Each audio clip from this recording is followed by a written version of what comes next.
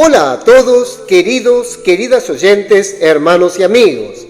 Bienvenidos a la segunda semana de nuestro alimento diario. Serie Génesis, el principio. Título del tomo: Reconectados con Cristo. Autor Pedro Don. Título de la semana: Caín y Abel. Día lunes: leer con oración. Y yo sé que en mí, esto es, en mi carne, no mora el bien, porque el querer el bien está en mí, pero no el hacerlo. Romanos capítulo 7, versículo 18. Repetimos: y yo sé que en mí, esto es, en mi carne, no mora el bien, porque el querer el bien está en mí, pero no el hacerlo. Amén. Título del día: La carga genética de la serpiente inyectada en el hombre. Nos adentramos en el libro de Génesis y esta semana hablaremos de Caín y Abel. Génesis capítulo 4 versículos 1 al 10. Esta historia revela que una carga genética maligna fue inyectada en nosotros, llevándonos incluso con buenas intenciones a cumplir los deseos del diablo. El hecho de que llevemos esta carga genética y vivamos una vida envuelta en pura vanidad proviene de la desobediencia del hombre en el huerto del Edén. Capítulo 3, versículo 11. Sin embargo, Dios nos ha preparado una gran salvación, capaz de librarnos de la influencia del maligno y del vacío de una vida sin Dios. Al continuar leyendo, descubriremos que de hecho hay salvación para nosotros. El tercer capítulo de Génesis relata una tragedia. La gran expectativa de Dios al crear al hombre era que sojuzgara todas las cosas, poniéndolas bajo su gobierno. Así, Dios gobernaría toda la tierra a través del hombre. Sin embargo, Eva, sin la protección de su marido, se enfrentó a la serpiente, cayó en su trampa y desobedeció la palabra de Dios, que le dijo que no comiera del árbol de la ciencia del bien y del mal, pues de lo contrario ciertamente moriría. Génesis capítulo 2 versículo 17. Contradiciendo la palabra de Dios, la serpiente engañó a Eva, afirmando que no moriría si comía del árbol de la ciencia del bien y del mal. Engañada por estas palabras y deseando tener entendimiento, Eva comió del fruto de este árbol y se lo dio a su marido. Capítulo 3, versículos 4 al 6. El resultado de este acto de desobediencia, aparentemente inofensivo, se evidencia en Romanos. Pues si por la transgresión de uno solo reinó la muerte, capítulo 5, versículo 17, parte A. Este simple acto de desobediencia a la palabra de Dios permitió que la muerte reinara. Fue por la desobediencia de un hombre que muchos se convirtieron en pecadores. Versículo 19. Esto es mucho más grave de lo que creemos. Este simple acto que contradecía la palabra de Dios dio al pecado la oportunidad de entrar en el mundo y a través del pecado la muerte, que a su vez pasó a todos los hombres, haciéndolos pecadores. Versículo 12. Dios estaba decepcionado con el hombre, pero le dio una esperanza, la cual está implícita en sus siguientes palabras a la serpiente. Y pondré enemistad entre ti y la mujer, entre tu simiente y la simiente suya. Esta te herirá en la cabeza, y tú le herirás en el calcañar. Génesis capítulo 3, versículo 15. Dios trajo esperanza al hombre, porque tras desobedecer su palabra, sería condenado a muerte por Dios, y la vida humana perdería sentido.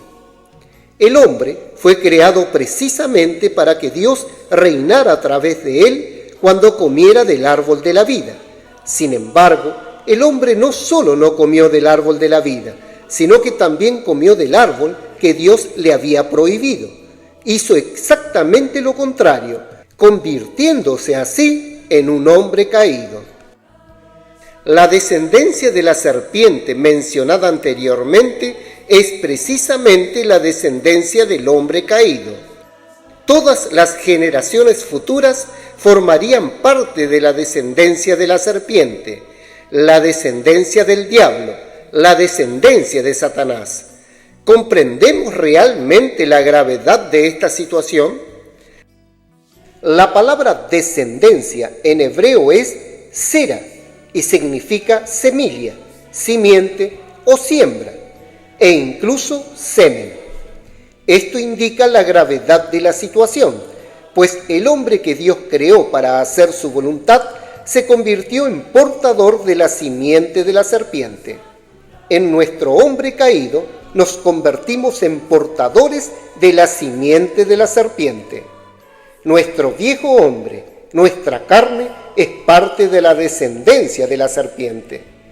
Cada vez que vivimos en la carne, actuamos desde el viejo hombre en nuestro hombre natural, e incluso cuando hacemos el bien, actuamos según la genética que provino de la descendencia de la serpiente. Esta carga genética se llama pecado y habita en nosotros, en la carne del hombre caído. Lo que sucedió como resultado de la desobediencia del hombre fue muy grave. Recibimos la inyección de la carga genética del diablo. Juan el Bautista llamó a los fariseos generación de víboras. Mateo capítulo 3 versículo 7. ¿Qué es la generación de víboras? Es la generación del hombre caído, descendiente de la serpiente. Jesús en el Evangelio de Juan también llamó a esos judíos hijos del diablo. Capítulo 8 versículo 44. Nuestro viejo hombre, el hombre natural, lleva la carga genética de Satanás, el diablo, la serpiente. Aunque creamos hacer el bien, si estamos en el árbol de la ciencia del bien y del mal, nuestra obra seguirá teniendo el mismo origen que la composición genética de la serpiente. En nuestro viejo hombre no tenemos escapatoria. Ya sea que hagamos el bien o el mal, llevamos la carga genética del diablo. Nuestro cuerpo, creado del polvo de la tierra para interactuar con la dimensión material, se volvió carnal. En el 6º capítulo de Génesis, Dios, al ver que al hombre no le importaba su dirección ni la obra de su espíritu, declaró que el hombre era carnal. Génesis capítulo 6, versículo 3.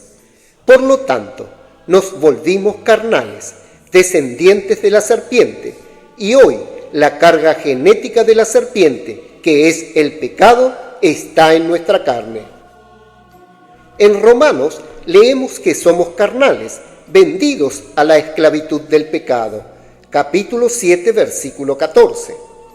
El cuerpo que Dios nos dio para movernos en el mundo material se ha vuelto carnal y esclavo del pecado porque Satanás nos inyectó su naturaleza pecaminosa. La carga genética del diablo fue inyectada en nosotros como una semilla. Esto es muy serio y poderoso. Espero que después de escuchar estas palabras tengamos temor de vivir en la carne, incluso de vivir en el lado bueno de la carne. Hay algo más dentro de nosotros, algo que Dios no creó, que ha venido a morar en nosotros desde la desobediencia del hombre. Versículo 17. El pecado que mora en nosotros es la carga genética de la serpiente que nos lleva a hacer lo que desagrada a Dios. Versículos 18 y 20. No tenemos dominio sobre nuestra carne, porque es esclava del pecado. Aunque nuestra mente desea someterse a la ley de Dios, nuestra carne no.